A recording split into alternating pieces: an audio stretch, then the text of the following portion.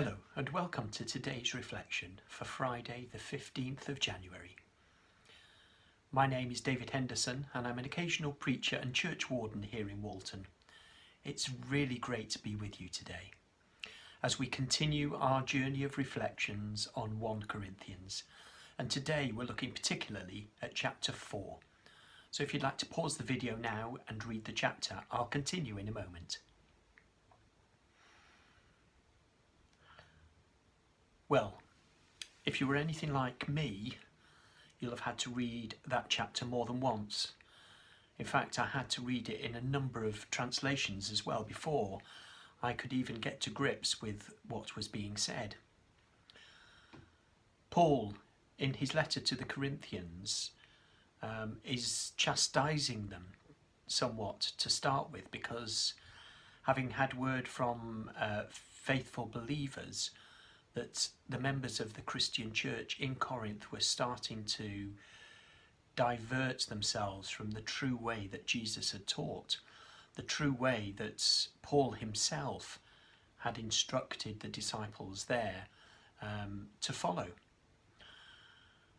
And whilst I was reading chapter 4, it occurred to me that in some respect Paul is being quite cheeky, and perhaps even suggesting that some of them think they're better than they are, or know more than they do, and actually that what they know is more valuable to the people that they're discipling than the actual truth that Jesus teaches.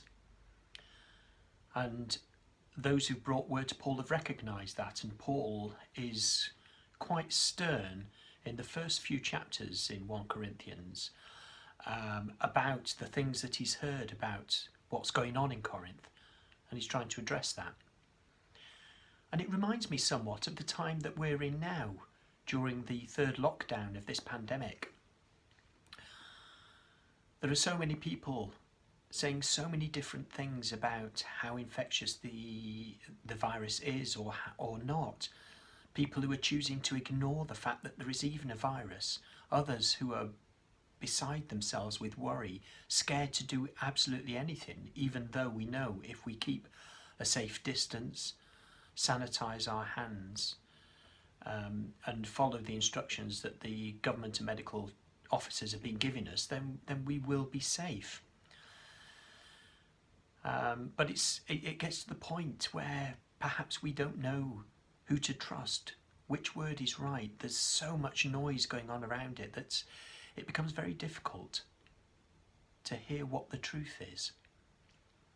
And I think one of the people who is regarded as being one of the most truthful with accurate facts without embellishing or trying to promote his own position is the Chief Medical Officer, Chris Whitty. And every time I see him now on television sort of flanking the Prime Minister or one of the Ministers of State, I might pay more attention to what he's saying than some of the noise that's going on in the rest of the media or social media or by chatter, because he is sticking to the truth about the pandemic and its effects, and also the promise and the hope that the vaccine is bringing. And I also have to smile.